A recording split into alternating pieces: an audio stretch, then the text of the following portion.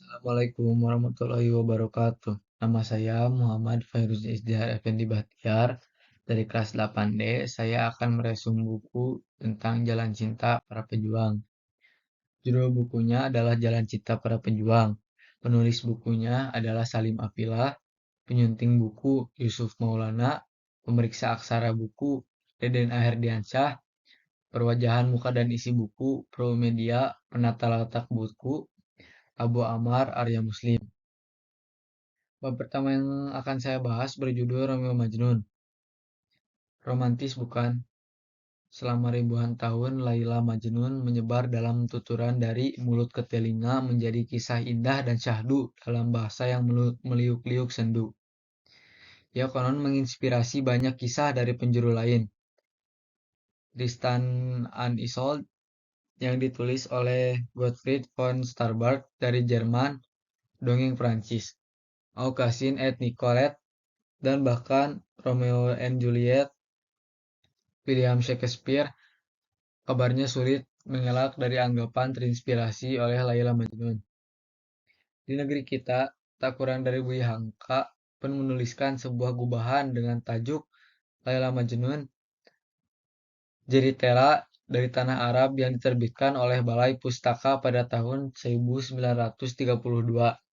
Kutipan melankolis di atas bukan saya ambil dari beliau, tapi dari versi Nizami yang diterbitkan ulang Nafila pada tahun 2005. Nizami Ganjavi adalah penyair Azerbaijan di abad yang pertama kali menuliskan Laila Majnun dari cerita tutur. Versi Nizami yang berbentuk syair berbunga-bunga ini kemudian menjadi yang paling masyhur. Wi Hamka menyebut kisah ini sebagai ceritera dari tanah Arab.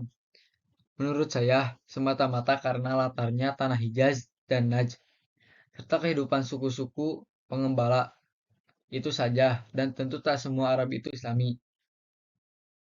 Nizami sendiri memberi ending kisahnya dengan mimpi seorang kawan bernama Zaid setelah kematian kedua kekasih, bahwa Majnun dan Laila sedang bergandeng mesra di atas singgasana surga. Permadani surga ditulisnya. Terhampar di dekat sungai kecil yang mengalir di bawah singgasana itu, dilengkapi dengan hidangan nikmat dan cahaya berkilauan. Alangkah indahnya, betapa manisnya surga yang mereka huni, digambarkan oleh Nizami sebagaimana Al-Quran melukiskannya.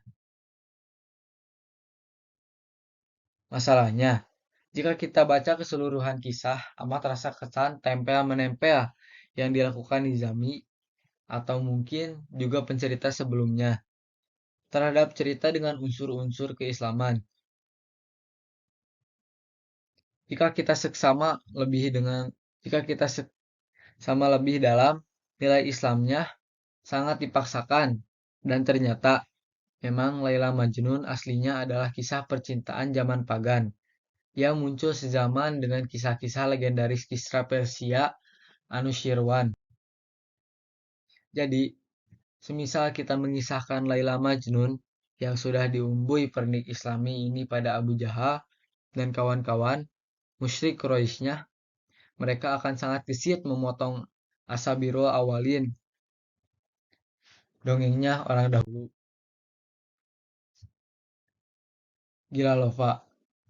Majnun artinya si gila. Ia tentu belum dipanggil begitu sebelum ketergila-gilaannya pada Laila menyempurna menjadi penyakit gila.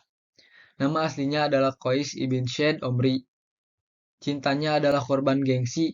Ayah Laila merasa terhina ketika Syed Omri mengajukan lamarannya dengan berpanjang lebar membanggakan sukunya. Apalagi kalimat penutupnya berbunyi, "Kami yakin Tuhan adalah orang yang arif lagi bijak, dan orang arif tentu takkan membuang tawaran yang sangat berharga." Ayah Laila membalas tak kalah dengan gesitnya menyinggung tanda-tanda gila yang telah nampak pada Qais. Demi Allah katanya, saya tidak menginginkan orang-orang Arab yang berbicara bahwa saya menikahkan putriku dengan pemuda gila. Ketersinggungan masing-masing pun menguadrat tak terelakkan. Lamaran itu gagal, dan Qais semakin gila. Apalagi setelah Qais dinikahkan dengan lelaki lain, kegilaan Qais berlipat pangkat. Gila Lova, gila karena cinta. Apa hubungan antara cinta dengan kegilaan? Majalah National Geographic edisi 2006 mengangkat tema utama Love the Chemical Reaction. Saya tidak menyarankan membaca edisi bahasa Indonesia karena penerjemahannya tak begitu akurat. Artikel utama yang disajikan oleh Rowland Slater diberi satu kutipan mencolok. Love and obsessive compulsive disorder could have a similar chemical profile. Artinya, demikian, Slater menjelaskan, setengah bercanda.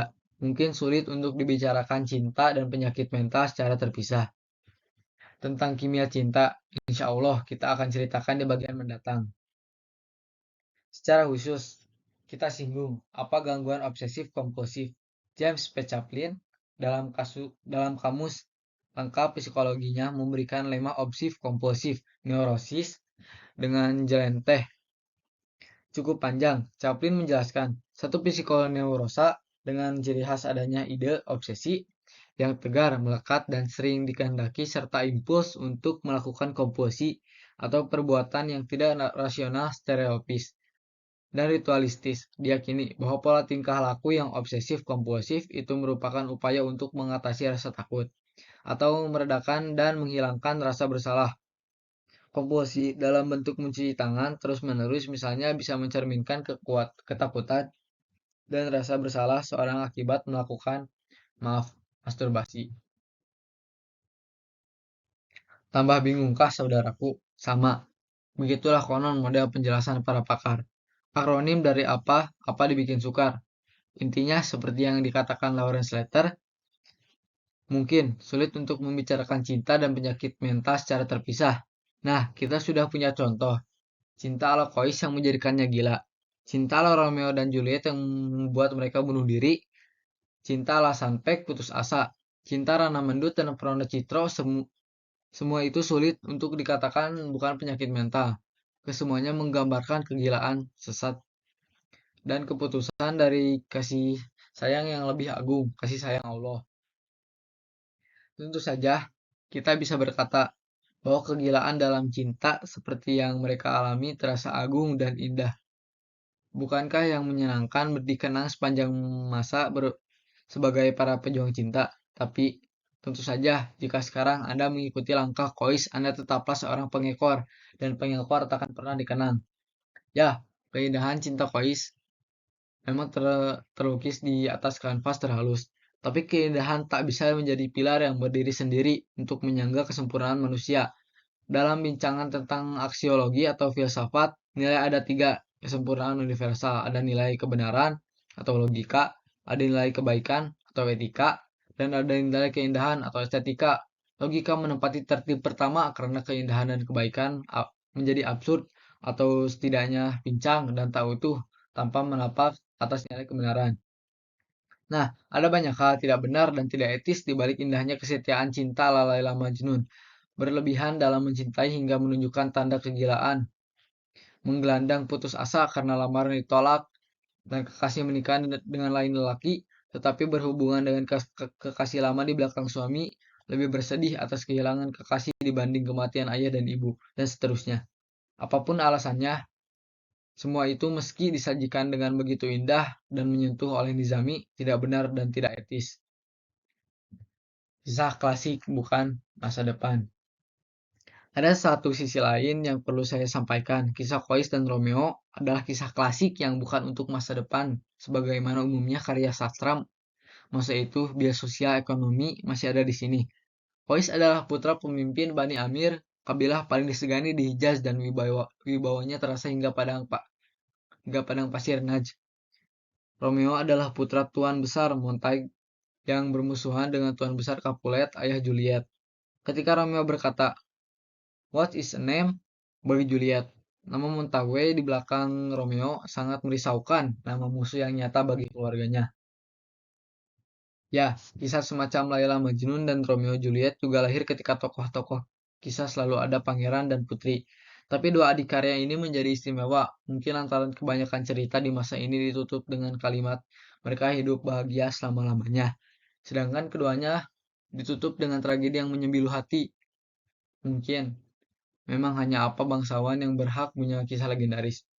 Cinta mereka, semacam pemujaan dari kejauhan, sebuah renungan dalam kebisuan, sebuah pendewa oleh seorang pemuja rahasia.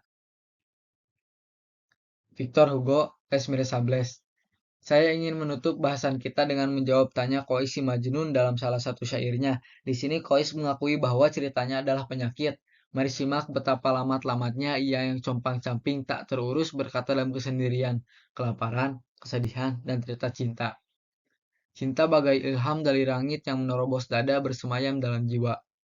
Dan kini kami akan mati karena asmara yang telah melilit seluruh nurani. Katakanlah padaku, pemuda mana yang bebas dari penyakit cinta? Ada berjuta pemuda, wahai Kois, yang akan menjawabmu dengan kepala tegak. Inilah kami, bebas dari penyakit cinta, karena kamilah majikannya. Kami bukan budak cinta. Mereka yakin jalan cinta ala Kois dan Romeo sungguh tak cukup, tak mendaya untuk menghadapi zaman ini sebagai manusia utuh. Mereka yakin ada jalan cinta lain yang lebih layak diikuti. Kalau saja engkau, duhai Kois, bertanya padaku, di mana pemuda-pemuda itu? Maka aku akan menjawab, mereka kini sedang menyimak halaman-halaman buku ini, karena mereka sedang meniti jalan cinta para pejuang. Itu saja yang bisa saya sampaikan. Wassalamualaikum warahmatullahi wabarakatuh.